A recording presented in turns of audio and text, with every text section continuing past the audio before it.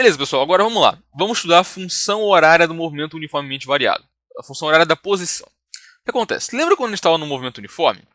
A gente fazia o seguinte, sabendo a velocidade do objeto, a gente conseguia calcular qual que seria a posição do objeto em um instante específico. Porque, ora, é isso que a gente quer saber. A gente quer saber o seguinte, sei lá, no instante, dado, passou 3 segundos desde o instante 0. Estou analisando o meu cronômetro no instante 3 segundos. Quero saber em que posição o carro vai estar depois de 3 segundos. Isso é muito útil. Físicos adoram saber isso. Eles gostam de ter essas previsões matemáticas, certo? E a gente queria fazer isso no movimento uniforme antes, certo? A gente fazia isso. A gente chegou a achar uma fórmula que nos dava, para cada instante que a gente quisesse saber, uma posição associada a ele, certo? No instante 2 segundos, ele dava uma posição, a posição do instante 2 segundos, certo? Se a fórmula fosse, por exemplo, 3 mais 5t, o que essa fórmula me dizia? Que no instante, por exemplo, 1 segundo, a posição, faz a conta aqui que você vai ver, a posição era de 8 metros. Que ele estaria, depois, no instante 2 segundos, ele estaria na posição 13 metros, e assim por diante. A gente quer fazer a mesma coisa para o movimento uniformemente variado, certo? Só que a gente não pode usar a mesma fórmula, porque essa fórmula aqui se baseou no princípio de que a velocidade era constante. Lembra? A dedução dessa equação ela é bem simples, né? Você faz velocidade igual a S menos S0 por T menos T0, T0 a gente assume como sendo zero, isola a posição. A gente fazia assim, só que a gente parte do pressuposto de que a velocidade era constante. A gente não pode partir desse pressuposto, a gente não pode fazer isso. Isso vai dar errado, certo? Então vamos lá, o que acontece? Agora temos que achar uma outra maneira de encontrar uma equação que nos dê a posição do objeto a cada instante. É isso que vamos fazer agora. Tudo bem? E lembrando, a gente não pode, a gente tem que achar a função horária da posição de movimento acelerado. E o movimento acelerado, ele é diferente do uniforme. Ele é diferente do uniforme, meu filho. Então, no caso, se eu tenho aqui, vamos supor, um movimento uniformemente variado, o que acontece? Vai, partindo do mesmo ponto. O movimento uniforme diz o seguinte, o uniforme ele vai variar sua posição, vamos supor que em 10 metros.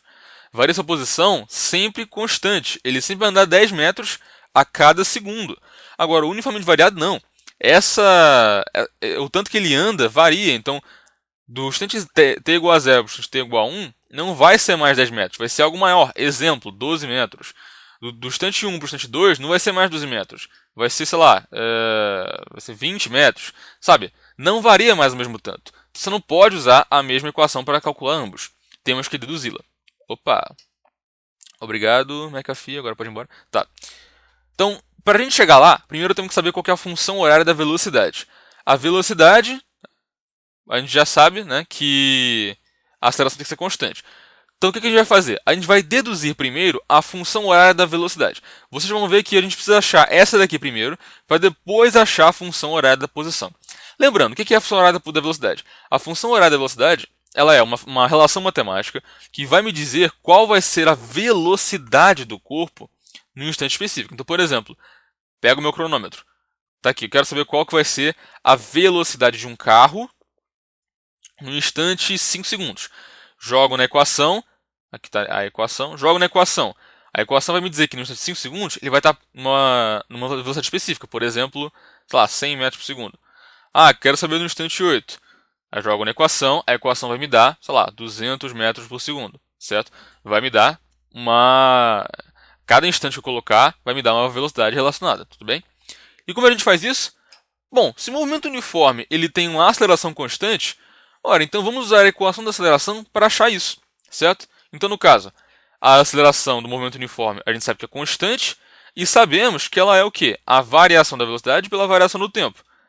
A variação da velocidade é o quê? A velocidade final, menos a inicial, pela variação do tempo, que é o instante inicial, que é o instante final, menos o instante inicial. Tudo bem? Que é o que vamos colocar aqui, ó, certo? Passando o t menos t0 multiplicando, a gente tem o quê? A vezes t menos t0 é igual a v final menos v inicial. Vamos fazer a mesma coisa que a gente fez para o movimento uniforme, quando a gente queria calcular a posição. Vamos considerar que o instante inicial é zero para facilitar os cálculos.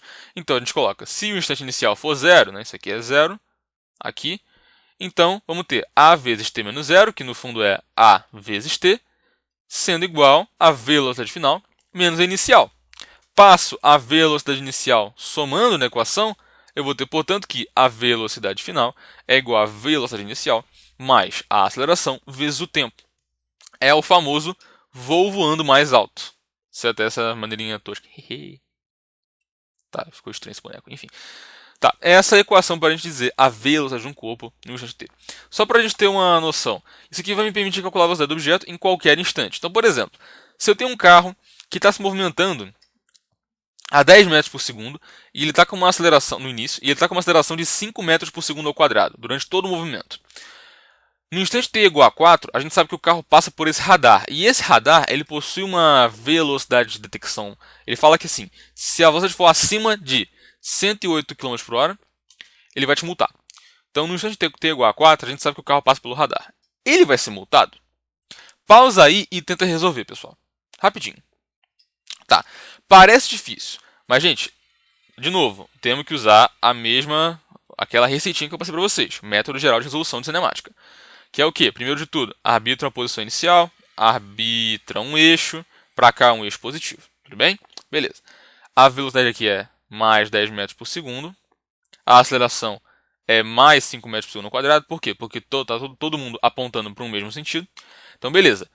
Certo? Agora vamos lá. Passa tudo para uma unidade só. 108 km por hora está sujando meus olhos. Então, vamos passar isso aqui para 30 metros por segundo, que é muito mais limpinho. Tudo bem? Beleza? Tranquilo? Tá bom. Então vamos lá. Se no instante t é igual a 4 ele passa pelo radar, e a gente sabe o quê? Vamos primeiro calcular a função horária da velocidade. A velocidade para qualquer instante, ela vai ser a inicial, que a gente viu que é mais 10 metros por segundo, então mais 10, mais a aceleração, que é 5 metros por segundo ao quadrado, vezes o tempo. Tudo bem? Ele quer saber o seguinte, no instante t é igual a 4, o carro passa pelo radar. Ele vai ser multado? Bom, temos que saber então se no instante t é igual a 4 o carro vai estar aqui. Para a gente saber se ele foi multado ou não, temos que saber qual que é a velocidade dele e comparar. Se essa velocidade for maior que a do radar, ele vai ser multado. Se for igual ou menor, ele não é multado. Então vamos calcular a velocidade no instante t igual a 4. A velocidade no instante t igual a 4 é 10 mais 5 vezes 4. A velocidade é 30 metros por segundo. Aí você fala, então ele vai ser multado? Não. A velocidade que o radar detecta é 30 metros por segundo. A que ele vai ter é 30 metros por segundo.